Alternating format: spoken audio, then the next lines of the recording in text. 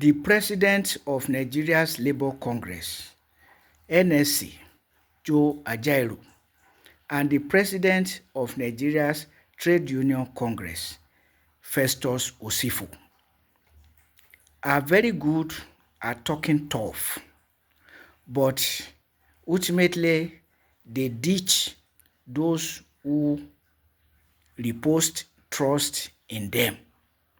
That was the case with the minimum wage negotiations of 2024, when the expectation was that nothing less than 6-digit figure will be good enough minimum wage, given the hyperinflation, runaway hyperinflation occasioned by the so-called removal of fuel subsidy and subsequently other subsidies including electricity, gas, kerosene, and so on. The hardship was such that government itself has agreed to be giving Nigerian workers 35,000 wage award monthly, pending the determination of the minimum wage. What led Ajaero and Festus Osifo to accept 70,000 naira minimum wage? We may never know, because this came after a closed-door meeting between President Bola Ahmed Tinubu, Ajaero, and Ajaero / Festus Osifo. What did they discuss? What transpired? Did money change hands at the closed-door meeting? We will never know.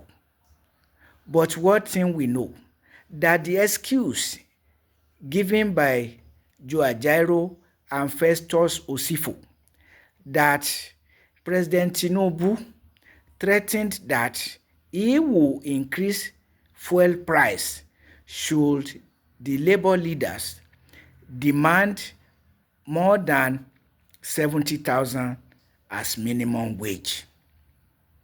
The excuse was lame, obviously, because President Tinubu was not about to increase fuel price. He had increased fuel price about 3 times before that meeting, and he has not reversed the increment. So, if Ajaero and Osifo were sincere, they would have told President Tinubu to reverse the increments he already made and leave the minimum wage at 70,000. But that didn't happen. So, it was as if Nigerians were never expected to think about that. So, how can you say you accepted 70,000 because President Tinubu threatened to increase fuel price? Fuel price that he had already increased about 3 times since he took power. And he didn't reverse it, and you didn't ask him to reverse it. So it was a pure case of betrayal. Neither is it new, or was it new in Nigeria.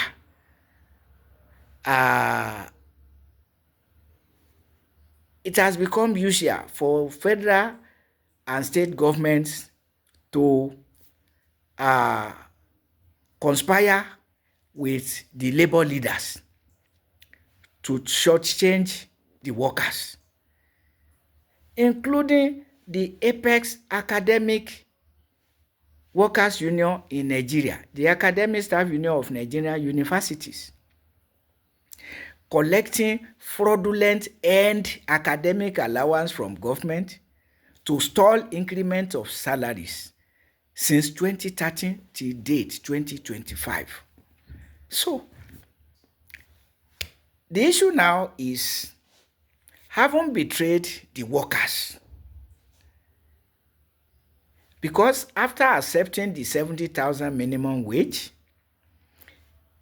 Ajaero and Osifo stopped talking about the wage award, the backlog of wage award of 35,000 naira that government was paying but stopped. 4 outstanding months of wage award unpaid, and without backdating the minimum wage, because the wage award was to be paid pending the determination of the new minimum wage. Indeed, until the new minimum wage takes effect. That was the agreement. But the wage award stopped midway, and the new minimum wage was not backdated. And Ajaero and Osifo stopped mentioning it, stopped agitating for either pay the backlog of wage award or backdate the new minimum wage. Neither of the above. And now the Labour Party has become another avenue for Joe Ajaero to be talking tough and intelligently. How are Nigerian workers and the populace in general to again repose confidence in Joe Ajaero and Festus Osifo? That's the question that this video is raising. The credibility of Ajaero and Osifo as chieftains of the Labour Party. So, Nigeria has been dribbled for too long. And another opportunity is 2027, that we must not get it wrong. And that all hands must be on deck to make sure that this dribbling stops. Deception about fuel subsidy, when the mainstay of Nigeria is fuel money. Whether you sell it raw to the international community, it brings a lot of money with which you are running Nigeria anyway. Even when you buy what you will use internally, you still have plenty of money to do a lot of things. Unfortunately, including running National Hajj Commission and pilgrimage boards for Christianity and Islam at the expense of Nigerians, without minding that Nigeria's constitution prohibits state religion, imposing Islam and Christianity on Nigeria, notwithstanding her secular constitution. But now, the Labour Party, because the interest here is that we all look to Peter Obi to emerge as the president, because we expect him to do better, much better than the current president and his predecessors. Umaru Musa Yar'Adua, who started the war against the Boko Haram Muslim community. President Goodluck Ebele, Azikiwe Jonathan, who perpetuated it. Muhammadu Buhari, who added herdsmen terrorism. And Tinubu himself, who removed subsidies from basic necessities of life, only to be floating fraudulent palliative schemes and paying workers pittance. So, all this we must factor into rebuilding Nigeria, because the APC presidency since 2015 to date has been dribbling Nigeria.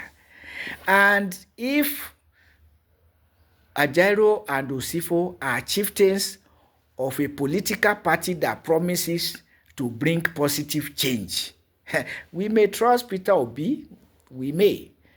I have my reservation about his religious mentality.